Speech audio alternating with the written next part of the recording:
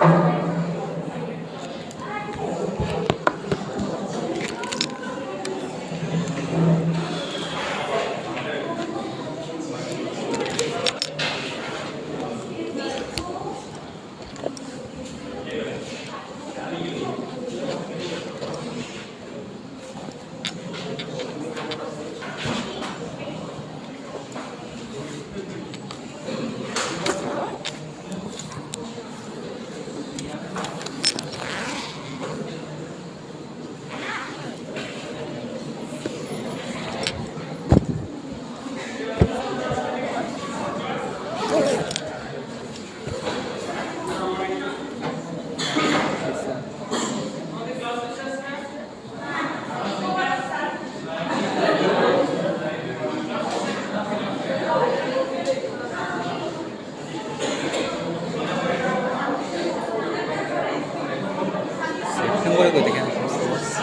গান কি অবস্থা? সেপ্টেম্বরে করতে কিনে আসে হ্যাঁ রোমান ল কি অবস্থা? রোমান ল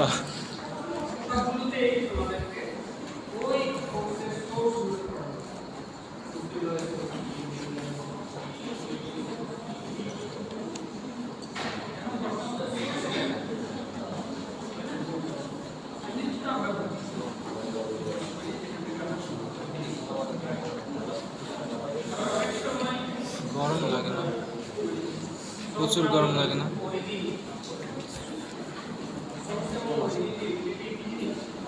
প্রশান্ত হয়েছে।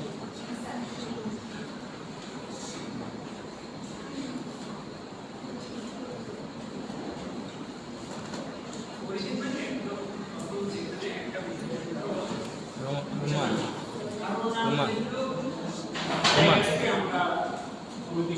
এই রোমান ল রোমান রোমান রোমান প্রশান্তর একটু এসির পাওয়ার বাড়াইতে, এসির পাওয়ার বাড়াইতে প্রশান্ত।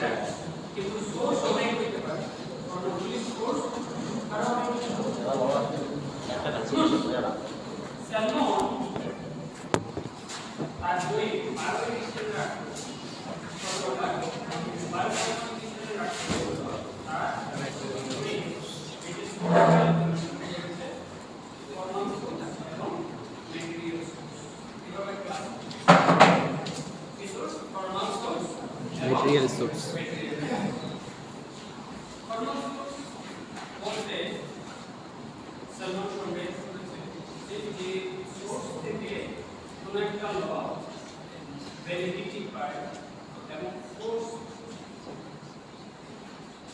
যে সোর্স থেকে কোনো একটা লগ বৈধতা পায়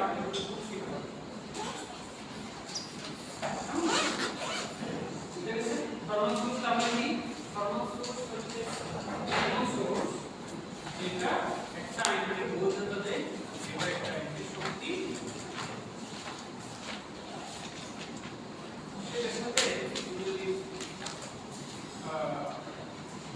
পাশাপাশি ম্যাটেরিয়াল সোর্স আলোচনা করতে চাই, তাহলে ম্যাটেরিয়াল সোর্স হচ্ছে যে ম্যাটার থেকে আইনটা পাওয়া, যে ম্যাটার থেকে আইনটা পাওয়া যায়। যেমন মোল্লার বই থেকে আইন পাওয়া যায়,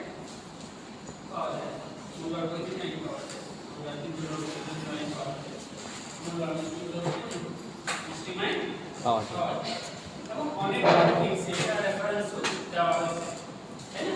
বিভিন্ন অধ্যায়ের বই থেকে রেফারেন্স দিয়ে জাজমেন্ট আসে না, তাহলে এটাকে আমরা একটা সোর্স ধরতে, সেই সোর্সটা কি ফর্মাল সোর্স নাকি মেটেরিয়াল সোর্স? Material source. কারণ মোল্লার বই কোনো একটা আইনকে বৈধতা দেয় না, শক্তি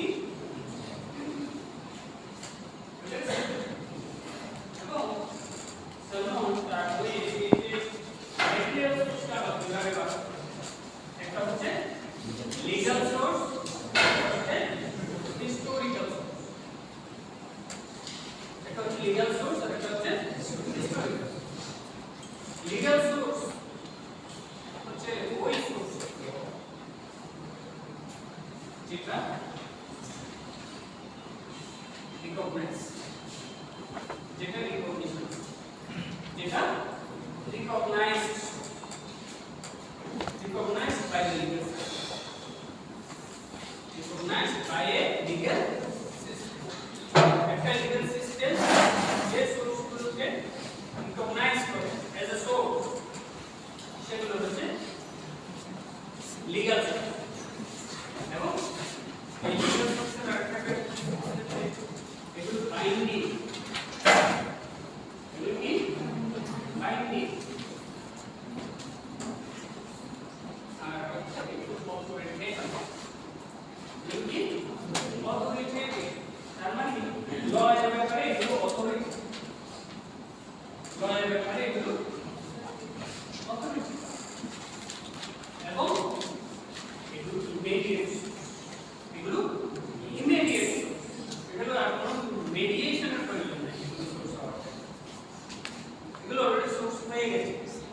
কেমন? তাহলে লিগ্যাল সোর্স কোনগুলো?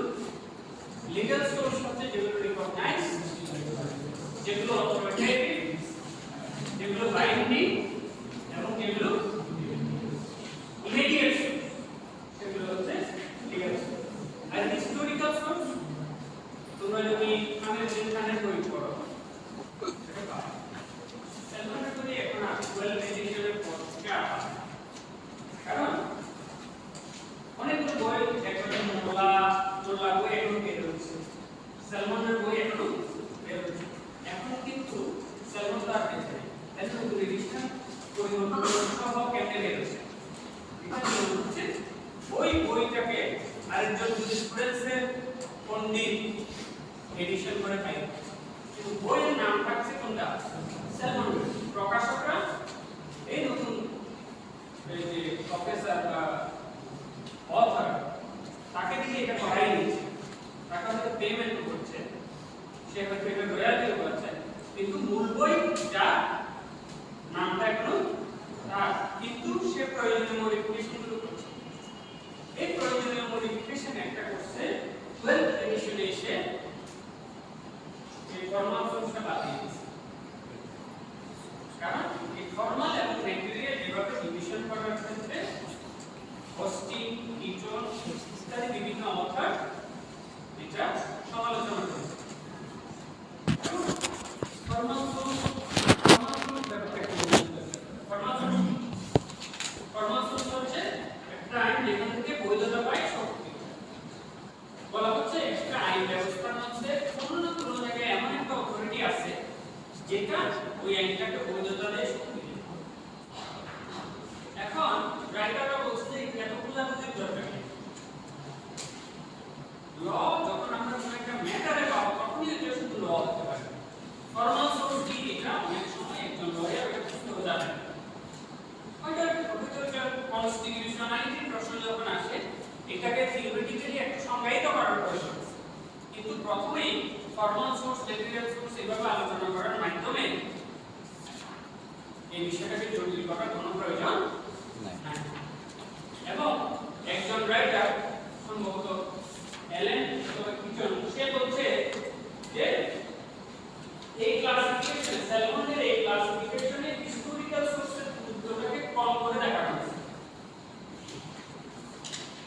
হিস্টোরিক্যাল সোর্সের গুরুত্বটাকে ইত্যাদি বিভিন্ন কারণে এই এটা অরঞ্জেব একজন অথর আছে, সেই কথাটা বলেছে তার বইয়ে। সে বলেছে যে স্যালমনের 12th এডিশনে গিয়ে ফর্মাল এবং ম্যাটেরিয়াল সোর্সের এই ক্লাসিফিকেশনটাকে তার বই থেকে কি করা হয়েছে?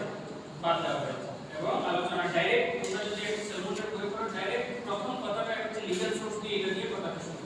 কারণ আলটিমেটলি আমাদের জন্য গুরুত্বপূর্ণ তো সেটাই যে আমরা তো লয়ের ছাত্র এবং জুরিসপ্রুডেন্সের ছাত্র হিসেবে আমরা ওটাই জানতে চাই যে একটা লয়ের সোর্স এবং সেই লয়ের সোর্স বলতেই আমরা বুঝাচ্ছি যে সোর্সটা অথরিটেটিভ, যে সোর্সটা বাইন্ডিং, যে সোর্সটা ইমিডিয়েট, যার একটা ইমিডিয়েট ফোর্স রয়েছে।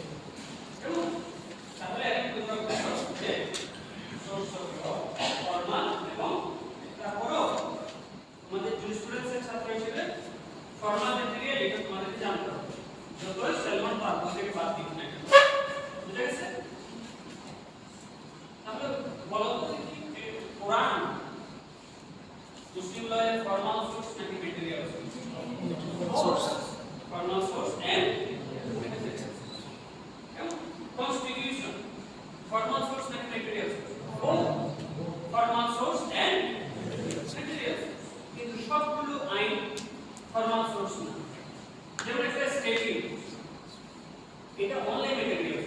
কারণ এটা ওই আইনকে বৈধতা দেয়। তাহলে তোমাদের বুঝতে হবে যেখান থেকে বৈধতা এবং ফোর্স পাই সেটা হচ্ছে ফর্মাল সোর্স, আর যে ম্যাটার যে বস্তু থেকে আমরা আইনটা পাই সেটা হচ্ছে ম্যাটেরিয়াল সোর্সের মধ্যে গুরুত্বপূর্ণ আলোচনা হচ্ছে লিগ্যাল সোর্স এবং হিস্টোরিক্যাল সোর্স। যেমন মোল্লার বই আমরা বলছি যে এটা একটা হিস্টোরিক্যাল, ব্ল্যাকস্টোনের বই অতীতে কনস্টিটিউশন লয়ের সোর্স হিসেবে আমরা যদি যাই তখন সেটাও কিন্তু হিস্টোরিক্যাল সোর্স। এটা ইমিডিয়েট, এটা সোর্স অফ ল।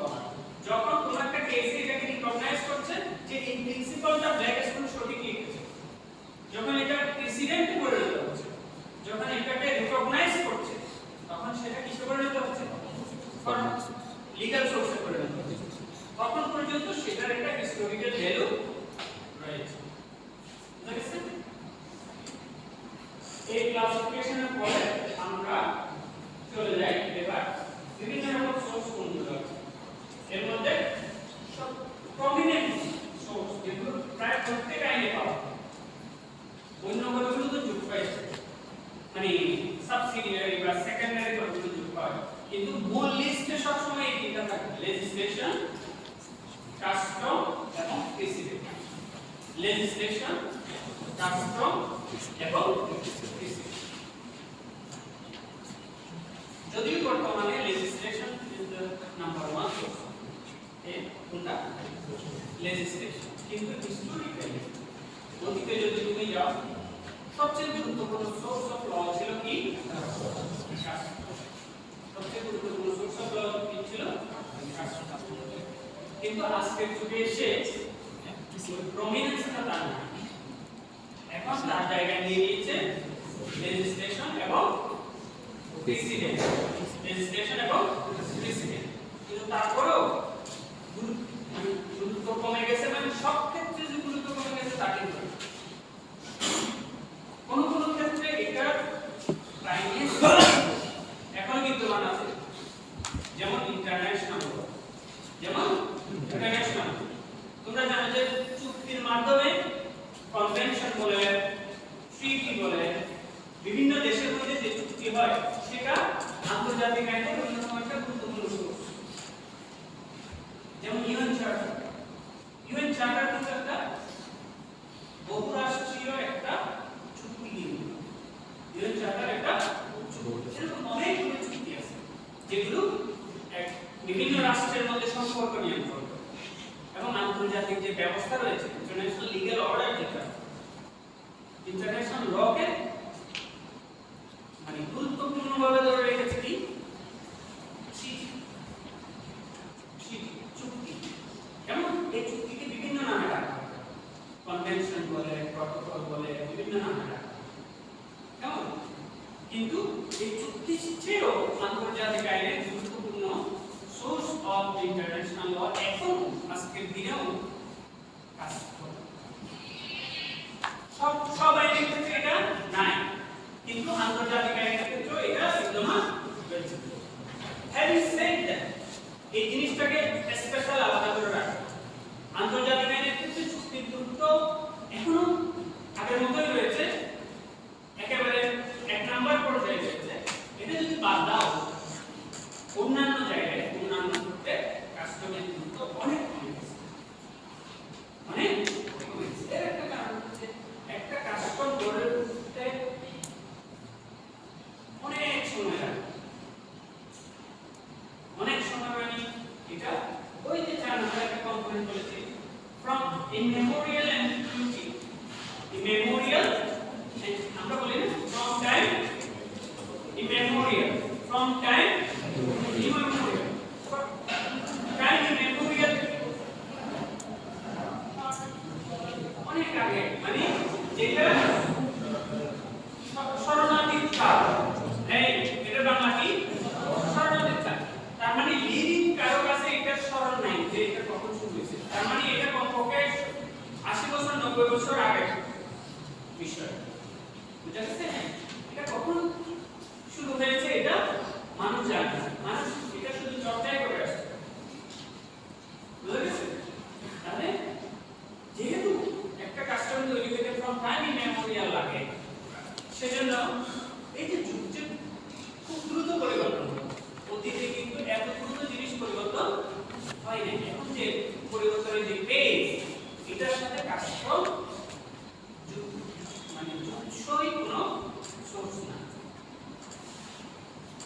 উৎসের কোনো সোর্স না। Fast change requires fast response. কেমন? দ্রুত পরিবর্তন, সমাজের দ্রুত পরিবর্তন, আইনের দ্রুত পরিবর্তন চায়, এবং সেই আইনের দ্রুত পরিবর্তনটা কাস্টম দিতে পারে। সেজন্য কাস্টম পিছিয়ে পড়েছে, এটা অ্যাডাপ্ট করতে পারছে না, সময়ের প্রয়োজনের চাহিদা পূরণ করতে পারছে না বলে এটা পিছিয়ে গেছে। এর জায়গায় নিয়ে নিয়েছে লেজিসলেশন, যেটা করতে পার্লামেন্টের একটা সেশন দরকার, হয়তো কয়েকটা সেশন দরকার, হয়তো 1-2 মাস দরকার। এখানে একটা কাস্টম তৈরি হতে অনেক সময় প্রয়োজন। বুঝা গেছে? তাহলে কাস্টম কিন্তু তোমাদের মনে রাখতে হবে historically a very important source. Historically, custom is a very important source, especially in common law system, especially in common law which we inherited from the British. And still following the common law system. What is common law? Common law is a common custom. Common law হচ্ছে common custom. ইংল্যান্ডের বিভিন্ন জায়গায় যে কাস্টমগুলো ছিল সেগুলো common নেস থেকে common ল তৈরি হয়েছে। বিভিন্ন রুলার এ আসছে, ও আসছে, এদিকে আসছে, ওদিকে আসছে, কিন্তু একটা স্টেট তৈরি করার জন্য যখন একটা ইউনিফর্ম ল তৈরি করার প্রয়োজন হয়েছে, তখন তারা চিন্তা করলো যে আমার ল যদি তার উপরে ইম্পোজ করি সেটা মানবে না, তার ল যদি এদের উপরে ইম্পোজ করি তারা মানবে না, চলো এমন একটা কাজ করি যে তাদের মধ্যে কমননেস কি আছে। যখন কমন জিনিসগুলো আমি তুলে ধরবো তখন সেও অপোজ করতে পারবে না, ও অপোজ করতে পারবে না, তখন একটা স্টেট তৈরি হবে। একটা স্টেটের যে ঐক্য দরকার সেই ঐক্যটা একটা সূত্র বা একটা সিম্বল হচ্ছে যে একটা ল নিয়ে পুরো দেশ চলে, তার মানে একটা লিগ্যাল সিস্টেম সেখানে রয়েছে। তাহলে যেহেতু আমরা কমন ল সিস্টেমে চলি, এখনো মূলত বিদ্যমান, এবং সেটার সোর্স যেহেতু কাস্টম, এবং কাস্টমগুলো আমাদের আইন ব্যবস্থায় মিলেমিশে গেছে, কোনটা কাস্টম থেকে আসছে কোনটা থেকে আসছে এটাও অনেক সময় খুঁজে বের করা কঠিন হবে। সেজন্য কাস্টমকে একটা সোর্স অফ আমাদেরকে জানতে হবে। এখন প্রশ্ন হচ্ছে কাস্টম কি? কাস্টম হচ্ছে দীর্ঘদিন ধরে চলে আসা মানুষের যে আচার আচরণ, যেগুলো অনেকটা আইনের মতো করে মানুষ পাবে। কিসের মতো? তুমি তোমার বন্ধুদের গিফট দিচ্ছ বার্থডেতে, 1 বছর 2 বছর 3 বছর, সে ধরেই নিতে তুমি তাকে বলছো গিফট দিচ্ছ। ওর একটা এক্সপেকটেশন তৈরি হয়েছে, তাই না? মানে এটা ইউসেজে পরিণত হয়েছে। প্রথমে কাস্টম কিসে পরিণত হয়? ইউসেজে, ব্যবহার মানে কি বলবো, বাংলা ঠিক বলতে পারছি না, ইউসেজে পরিণত হয়, একটা অভ্যাসে পরিণত হয়, একটা কাজ অভ্যাসে পরিণত হয়, এবং সেটা যখন আরেকটা পর্যায়ে উত্তরণ ঘটে, একটা পর্যায়ে অতিক্রম করে, সেটা আর ইউসেজ থাকে, সেটা হয়ে যায় কাস্টম। এই গিফট দেওয়ার ব্যাপারটা কিন্তু আইনে পরিণত হয়, না দিলেও শাস্তি হবে। কিন্তু ব্যবসার ক্ষেত্রে যে নিয়মটা বছরের পর বছর চলে আসার ফলে একটা পক্ষ ধরেই নিয়েছে তুমি এরকম আচরণ করবা, কিন্তু তুমি করো না, সেটা কিন্তু আইনের দায়িত্ব করেছে, শুধুমাত্র ইউসেজের দায়িত্ব করেছে, সেটা কাস্টমের দায়িত্ব করেছে, এবং কাস্টম মিন্স ল এর দায়িত্ব করেছে, কারণ এটা অলরেডি লতে পরিণত হয়ে গেছে, এটা অলরেডি লতে পরিণত হয়ে গেছে। বুঝা গেছে? তাহলে মানুষের আচার আচরণের এই যে মানে দীর্ঘদিন ধরে চলে আসা আচার আচরণই একসময় কিসে পরিণত হবে? সেটা ব্যবসার ক্ষেত্রে হতে পারে, সেটা পারিবারিক ক্ষেত্রে হতে পারে, সেটা ইনহেরিটেন্সের ক্ষেত্রে হতে পারে। যেমন তোমরা এখন দেখতে পাও যে ইংল্যান্ডে রাজা বা রানী কারা, ছেলেরা জীবিত থাকলে বড় ছেলে, ছেলেরা জীবিত থাকলে বড় ছেলে। কেন? ছোট ছেলে তো পটেনশিয়াল বেশি থাকতে পারে, তার নেতৃত্ব বেশি থাকতে পারে, কিন্তু স্টিল বড় ছেলেই রাজা, রাজার ছেলে রাজা।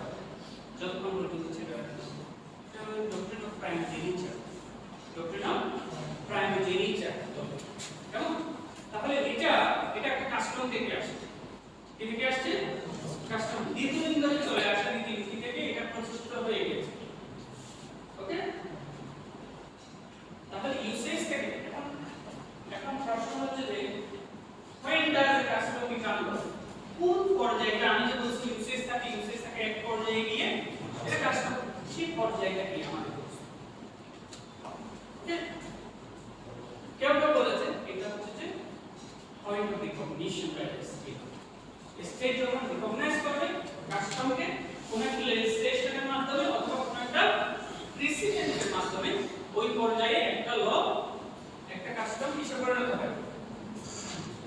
লতে পরিণত হয়। এটা বলছে অস্টিন তার বইয়ে বলছে যে রিকগনিশন বাই দ্য স্টেট। একটা ইউসেজ কাস্টম একটা কাস্টম লতে পরিণত হয়, ইউসেজ কাস্টম পরিণত হয়ে যাবে। কাস্টম কখন লতে পরিণত হয়? হচ্ছে recognition by the state. State যখন একটা কাস্টমকে ল বলে ধরে নেবে অর্থাৎ স্টেটের রিকগনিশন প্রয়োজন হচ্ছে। স্টেট বলতে হবে, রাষ্ট্র বলতে হবে যে এটা এখন থেকে ল, এতদিন এটা কাস্টম ছিল এখন থেকে এটা ল। হলে বলছে বিফোর রিকগনিশন, কাস্টম ল এটা ডিজার্ভ করে ওই সময় থেকে কোন একটা কাস্টম ল পরিণত হওয়ার ডিজার্ভ করে, কিন্তু রাষ্ট্র এটাকে রিকগনাইজ করে না, তথাপি এটা ল হয়ে গেছে। যখন থেকে এটা ডিজার্ভ করে তখন থেকে এটা ল হয়ে গেছে। স্যালমন এই কথাটাকে ঘুরাইয়া বলছে বিভিন্নভাবে। সে বলছে কাস্টম লতে পরিণত হবে not because it is recognised করে বলে এটা লতে পরিণত হবে, rather because it will be recognized,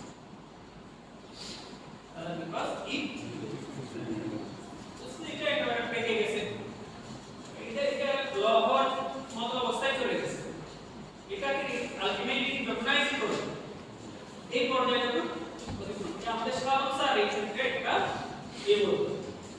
Shahrukh sir বলতো যে এই যে আমরা কলেজ বা স্যালমনের কথাটা বুঝি নাই, কেন বলছে বিফোর রিকগনিশন, একজন বলছে বিফোর রিকগনিশন, আরেকজন বলছে not because it is recognized, rather because it will be recognized and Shahrukh sir বলছে এটা একটা সাইকোলজিক্যাল স্টেট। যখন এটাকে বিভিন্ন জায়গায় আছে ওইটা তো স্যারকে এটা করে পড়া যায় না, ওপিনিয়ন জুডিসের স্টেট যখন অতিক্রম করবে, একটা কাস্টম যখন ওপিনিয়ন জুডিসের স্টেজ অতিক্রম করবে তখন সেটা ল হবে। এখন প্রশ্ন হচ্ছে ওপিনিয়ন জুডিস হচ্ছে একটা সাইকোলজিক্যাল স্টেট, যখন ওই ইউসেজটা বা কাস্টমটা পালন না করলে যারা পালন করে তারা এটাকে অপরাধ মনে করে, আর যাদের জন্য পালিত হয় না তারা এটাকে অপরাধ মনে করে। এই সাইকোলজিক্যাল স্টেজে যখন একটা কাস্টম অতিক্রম করবে তখন সেটা লতে পরিণত হবে। বুঝা গেছে? তাহলে ওপিনিয়ন জুডিস হচ্ছে একটা সাইকোলজিক্যাল স্টেজ যেখানে কাস্টম এতটাই রিকগনিশনের দাবিদার হবে, ওই যে ওরা বলছে পোল্যান্ড এবং স্যালমন যে এটা আসলে রিকগনিশন ডিজার্ভ করবে বলতে, কারণ এটা মানুষ চর্চা করতে করতে এটার ব্যত্যয় করতে এটাই মেনে নিতে পারে, মানে এটা এজিক ল হয়ে গেছে, এটা এত সিরিয়াসলি সবাই পালন করছে যে এটা ল হয়ে গেছে। বুঝলে? যেমন যখন আন্তর্জাতিক সমুদ্র আইন ছিল না এভাবে চুক্তির মাধ্যমে, তখন ট্রেড করে নাই, তখন তো ট্রেড করছে। যেমন এই তোমরা তোমাদের টেরিটোরিয়াল লিখছো, আন্তর্জাতিক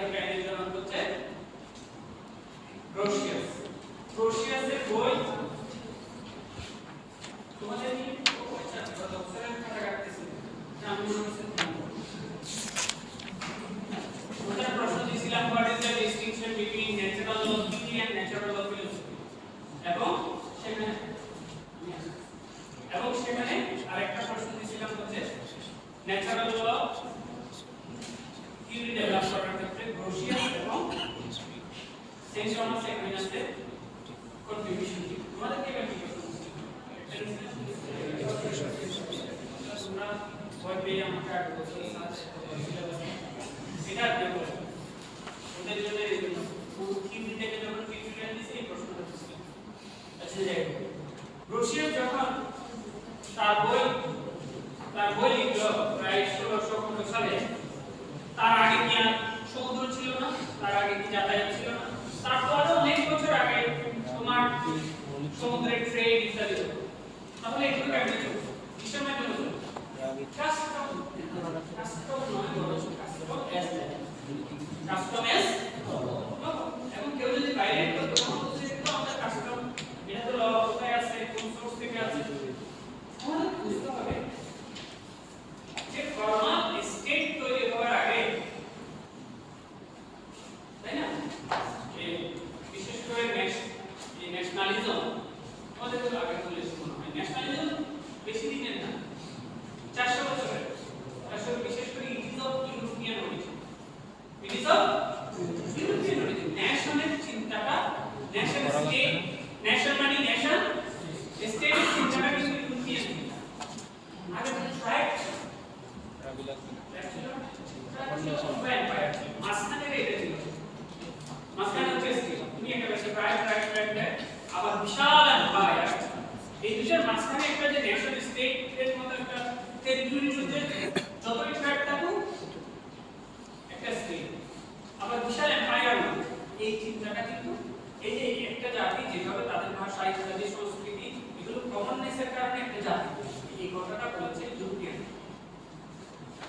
কেমন মানে ইউরোপিয়ানরা বলছে বলে এটা একটা মডেল হয়ে গেছে এবং এটা এখন আন্তর্জাতিক আইনের অঙ্গীকার হয়ে গেছে কিন্তু এটাই যে সবচেয়ে মানে এপিটোম অফ কমিউনিটি এটা কিন্তু না যে সবচেয়ে সুন্দর ব্যবস্থা হচ্ছে রাষ্ট্র এটা তুমি বলতে পারবে না এটা ইউরোপিয়ানরা বলছে বলে ওরা এটা ঠিক রাখছে ওদের আন্তর্জাতিক আইনের দিক থেকে ওটা বানিয়ে ওরা বলছে যে আন্তর্জাতিক আইন আছে মানে এই স্টেট আছে মানে আন্তর্জাতিক আইন আছে এর বাইরে এবং অর্থনৈতিক ব্যবস্থা সবকিছু এটার উপর এক ধরনের ডিপেন্ডেন্ট করতেছে এবং আমরা এটা মেনে নিতে বাধ্য হচ্ছি কেমন কিন্তু স্টেট মানে তাহলে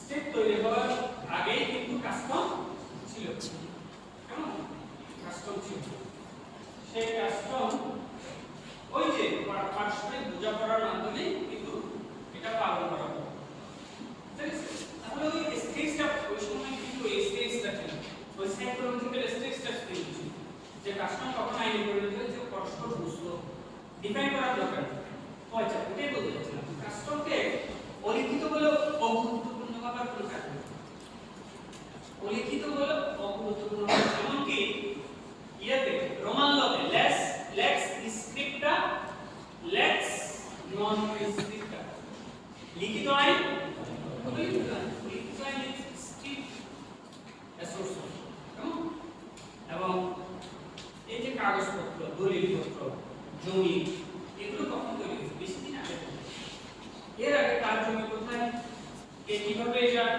পরস্পরের মধ্যে একটা কাস্টমারি একটা সিস্টেম এবং সেই কাস্টমারি সিস্টেম দ্বারা এখন পৃথিবীতে প্রচুর জায়গা এমন আছে যারা কাস্টমারি ল দ্বারা পরিচালিত এবং সেই কাস্টমকে ল হিসেবে স্বীকৃতি দেওয়া হয় ইংলিশরা যখন নিউজিল্যান্ড দখল করলো মাহমুদের যে কাস্টমারি ল সেটি রিকগনাইজ করেছে এবং পৃথিবীতে প্রায় জায়গায় ট্রাইবাল সিস্টেমগুলো ওগুলো কিন্তু ওদের ল দ্বারা পরিচালিত হতে কোনো বাধা নেই এবং পরিচিত তাদের যে ল্যান্ড টাইটেল তুমি যদি আমেরিকার জুরিসপ্রুডেন্স করো আমেরিকান ইন্ডিয়াতে ওদের প্রচুর রিজার্ভ ওরা রিজার্ভ করে যে এখানে ন্যাশনাল ল চলে না এখানে national law applicable land system পরিচিত আইন দ্বারা আগে কি ছিল এটা বিশাল এখানে আমার পুরা আমি চালিয়ে যতটুকু যেতে পারি ততটুকুই আমি ততটুকুই আমি যতটুকু চাই ততটুকু বা আমি যতটুকু নিজের দখলে রাখতে পারি ততটুকু। ঠিক আছে, তাহলে আমাদেরকে বিশেষ করে একটা ইন্ডিজিনাস যেগুলো ল্যান্ড রয়েছে সেগুলো কিন্তু কাস্টমাইজ দেওয়া দরকার এবং স্টেটগুলো বেশিরভাগ ক্ষেত্রে সেগুলোকে রিকগনাইজ করছে। আন্তর্জাতিক মানবাধিকার যেগুলো কনভেনশন সেগুলো করেছে, অনেক স্টেট তার কনস্টিটিউশনের মাধ্যমে করেছে, অনেক স্টেট তার করেছে, অনেক স্টেট আবার ওই যে প্রেসিডেন্টের মাধ্যমে এগুলো রিকগনাইজ করেছে। সুতরাং কাস্টম এবং কাস্টমারের আমাদেরকে ভালো করে বুঝতে হবে। এবার আসো why is custom recognized as law? কেন কাস্টম দিয়ে law এসেছে? পুরো কথা বলা লেজিসলেশন কি করে? কাস্টম কেন হয়? কাস্টম এই জন্যই ল এর গুরুত্বপূর্ণ সোর্স, কারণ কাস্টম মানুষের মানে একটা জনগোষ্ঠীর বিবেককে প্রতিফলিত করে। আমি যখন একটা জিনিসকে কাস্টম হিসেবে প্রতিনিয়ত ওটা দ্বারা পরিচালিত হচ্ছে এবং পরিচালিত হতে সম্মতি দিচ্ছি, এটাকে অপোজ করছি না, অভ্যস্ত হয়ে গেছে, তার মানে কি এই জনগোষ্ঠী ওটাকে ল মনে করে। এটা জাতির ওই জাতির বিবেকের অভিব্যক্তি এবং ওই জাতির জন্য এটা ফিট করে। তাহলে কাস্টম ওই কাস্টমকে যখন আমি ল হিসেবে স্বীকৃতি দিব, তখন কি রাষ্ট্রের জন্য ওই লটা ইমপ্লিমেন্ট করা সহজ হবে নাকি কঠিন হবে? সহজ হবে। ল কি শুধু পুলিশ এবং ডান্ডা বেরি এগুলো দিয়ে কি মানানো সম্ভব? যখন কোন একটা রাষ্ট্রের ক্ষুদ্র একটা অংশ 5% 10% যখন বিগড়ে যায় তখনই তো রাষ্ট্র চলে যায়। কেমন ডেলিকুয়েন্টের সংখ্যা কত, ক্রিমিনালদের সংখ্যা কত একটা দেশে? খুবই নগণ্য। ক্রিমিনালদের সংখ্যা যদি বেড়ে যায়, এটা যদি 5% হয়ে যায়, রাষ্ট্র চালাতে পারবে। তাহলে আইন ব্যবস্থা, পুলিশ ব্যবস্থা এগুলো চলে যখন খুব ক্ষুদ্র অংশ ওই রাষ্ট্রের বিরোধিতা করে, ওই আইনের বিরোধিতা করে। ওই আইনের বিরোধিতা করলে তো অপরাধী। ওই আইনের বিরোধিতা যখন অল্প মানুষ করে তখন এটা অপরাধ, বেশি মানুষ করলে ওটা মানে লিটারালি তো বিপ্লব হচ্ছে আইনকে না আর কিছু না। যে বলছে এটা একটা অপ্রেসিভ সিস্টেম, এটা খারাপ আইন, এটা বাই ডেফিনিশন নট গুড ল, আমি এটা মানি। কিন্তু ওই আইন যতদিন বিদ্যমান আছে ওই আইনের ডেফিনিশনে এটা তো অপরাধ। কিন্তু কাস্টম যদি তুমি আইনে পরিণত করো কি হবে? অপোজিশনই আসবে না, অপোজিশনই আসবে না। বুঝে গেছে? অর্থাৎ যে জনগোষ্ঠী যে বিষয়টা মানতে নিজে নিজে অভ্যস্ত হয়ে আছে, তৈরি হয়ে আছে, তুমি জাস্ট এটাকে আইন হিসেবে রিকগনাইজ করো এবং ঘুমাই দেশ চালাও। ঠিক আছে? কিন্তু যখনই তুমি ইম্পোজ করো, যখনই ব্যবসায়ীরা ওখানে বসে জনগণের এগেইনস্টে আইন তৈরি করবে নিজেদের লাভের জন্য, ওইটা তো এক সময় না এক সময় অপোজিশন আস্তে আস্তে তৈরি হবে, কয়েকদিন দাঁড়ায় আছে। এইটা একটা কারণ যে জাতি নিজেই তার কনসেন্স দিয়ে কাস্টম মানতে অভ্যস্ত হয়ে আছে। তুমি যখন এটা লাউতে পরিণত করবে তোমার এটা চালানো সহজ হবে। এটা একটা কারণ। দুই নম্বর হচ্ছে এক্সপেকটেশন অফ দ্য পিপল, যে এই কাস্টমটা চলতে থাকবে। মানুষ যখন একটা কাস্টমে অভ্যস্ত হয়ে গেছে, এটা একটা reasonable expectation, rational expectation of the people যে এই কাস্টমটা কি হতে থাকবে, এটা অবজার্ভ হতে থাকবে, এটা মন্দ না। কেমন বুঝা গেছে? এই দুইটা কারণ। নাম্বার 1 জাতি এটা তো অভ্যস্ত হচ্ছে, ওটা যদি আইনে পরিণত হয় এটা চালানো সহজ হবে। 2 জাতি চায় যে এই কিভাবে ওই কাস্টমারকে হঠাৎ করে তুমি একটা কাস্টমারকে বন্ধ করে দিলে কিন্তু মানুষ কি হবে, খুশি হবে, মানুষ এটা মানতে হবে, সহজ মানবে।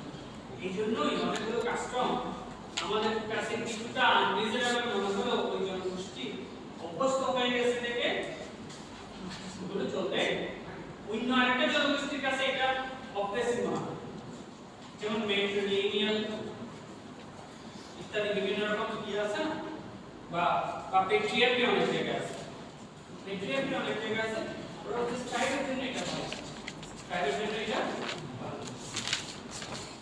এবং এটা চলতে আছে মানবাধিকার কর্মীরা বলে যাচ্ছে তোমাদের ট্রাইবের নারীদের নারীদেরকে দিলে তোরা এটা মেনটেন করবে না, কেমন ইত্যাদি।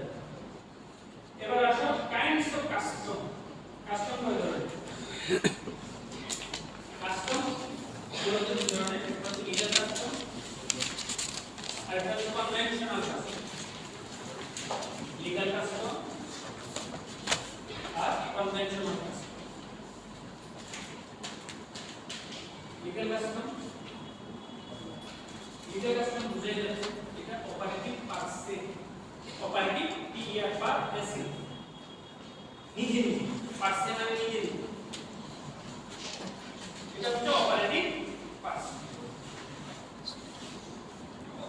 অর্থাৎ এটাকে আর কিছু দরকার নেই, এটা কাস্টম, এটা লিগ্যাল কাস্টম, এটা তার নতুন করে কোনো পুশের প্রয়োজন নেই।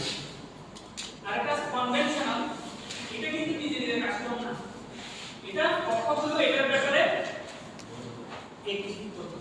এগ্রিমেন্ট আছে, যেমন কোনো একটা ট্রেড, এটা যখন আইনে পরিণত হয়নি তখন পক্ষগুলো এটা নিয়ে আলোচনা চলছে, কিন্তু পক্ষগুলোর মধ্যে আলাদা এগ্রিমেন্ট থাকতে হবে যে আমরা এটাকে এই কাস্টমটাকে মেনে চলবো, আমাদের এই ট্রেডে, আমাদের এই ট্রানজ্যাকশনে।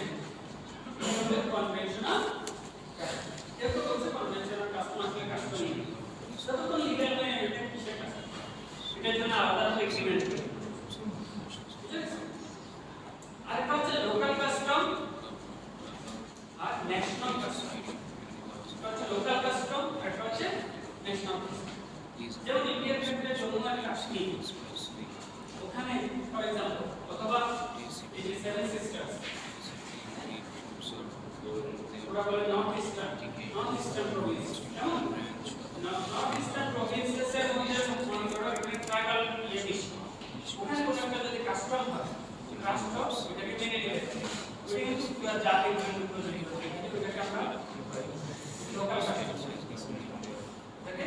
এখন সেগুলো বিভিন্ন আইনে কিন্তু এই লোকাল কাস্টমগুলোকে স্বীকৃতি দিয়েছে। আমাদের আইনেও বিভিন্ন সময় এরকম লেখা ছিল যে এটা পুরো দেশের উপর প্রযোজ্য এক্সেপ্ট ফ্রিডম অফ ইন্টারেস্ট। ইন্ডিয়াতে অনেক আইন আছে, ওখানে লেখা আছে এটা পুরো দেশের জন্য প্রযোজ্য এক্সেপ্ট ডোমিনেশন। তাহলে এরকম হতে পারে, তাহলে লোকাল কাস্টম মানে রিকগনাইজ ওই জায়গার জন্য হতে পারে। লাস্ট আমরা আজকে যে বিষয়টা আলোচনা করব সেটা হচ্ছে রিকোয়ারমেন্টস অফ ভ্যালিড কাস্টম। একটা ভ্যালিড কাস্টমের প্রয়োজনীয় উপাদান নাম্বার 1 রিজনেবল। একটা কাস্টম যেটা সেন্স অফ রাইট এন্ড জাস্টিসকে অ্যাটাক করে, সেটা বর্তমান দুনিয়াতে আকাশ বলে সুবিধা হতে এবং বিধবা বিবাহ ইত্যাদি ক্ষেত্রে যে কাস্টমগুলো ছিল সেগুলো আজকের যুগে এসে আর কাস্টম নেই, বিকজ এগুলো সবাই কনসেনসাসে আসছি আমরা যে এগুলো আনরিজনেবল, এগুলো আনরিজনেবল। এবং একটা সময় গিয়ে যদি ইন্ডিয়ার মানুষ এগ্রি করে, যেটা ব্যাপারে সময় সময় কথা হয়েছে কিন্তু এখনো তারা আপনাদের লেগে আছে, সেটা হচ্ছে এই যে রাজতন্ত্র থাকা, ওরা একদিকে ডেমোক্রেসি কথা বলছে, ওইদিকে রাজতন্ত্রটাকে ধরে রাখছে, ঐতিহ্য হিসেবে ধরে রাখছে। কিন্তু সেই স্টুপিড হইল তার ছেলেরা, এটা তো শুধু একটা কথা। তাহলে এটা যখন আনরিজনেবল এই ব্যাপারটাতে সবাই এগ্রি করে দেবে তখন এটা ল থাকবে। Number 2 conformity with statute. আজকের যুগে এসে স্ট্যাটিউটের এগেইনস্টে কে প্রকাশন বিধান করতে পারে। একটা দেশে পার্লামেন্ট কর্তৃক একটা আইন আছে, আবার একটা কাস্টম আছে যেটা পার্লামেন্টের আইনের ঠিক এগেইনস্ট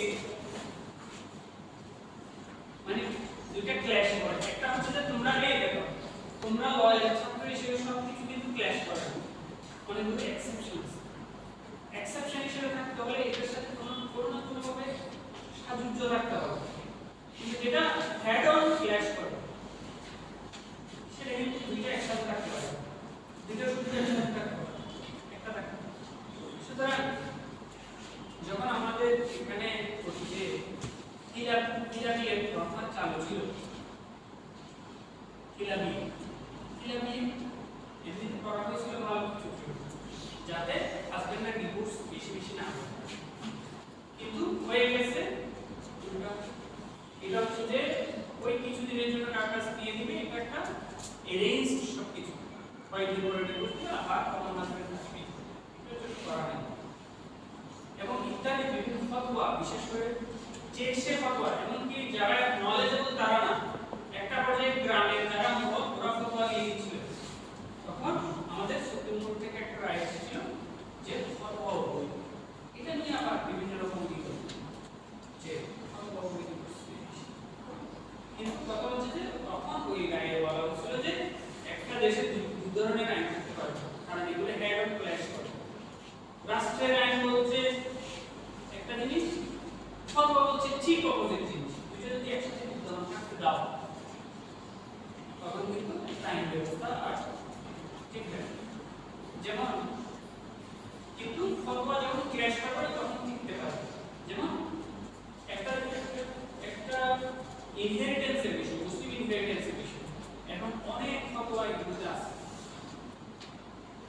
ফরায়েজ তৈরি করছে আলেম, এবং যারা পরিবারদের দিচ্ছে তারা ওইটা মেনে নিচ্ছে, সমাজ মেনে নিচ্ছে, ওই অনুযায়ী কাজ করে যাচ্ছে, কিন্তু ওইটা নিয়ে যখন কোর্টে যাবে এবং ওই রায়ের সাথে যখন এই ফতোয়া ক্ল্যাশ করবে, রাষ্ট্র প্রিভেইল করবে, কি প্রিভেইল করবে?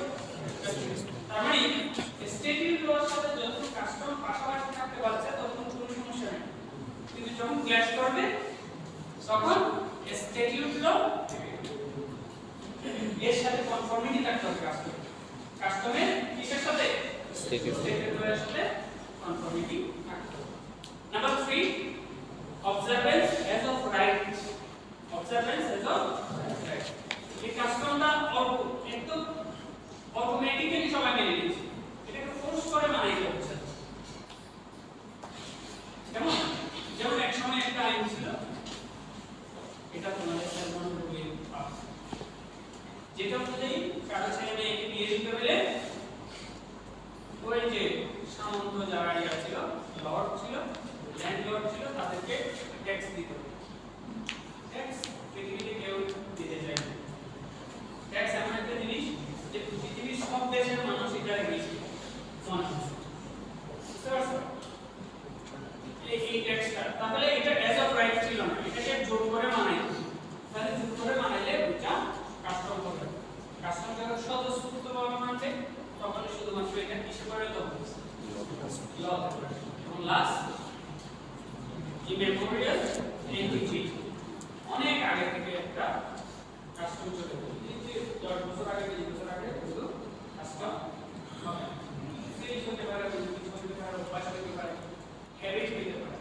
তাহলে হ্যাবিট ইউসেজ ওপিনিয়ন জুরিসের পর্যালোচনা করলে তখন এটা কাস্টম ল হতে পারে।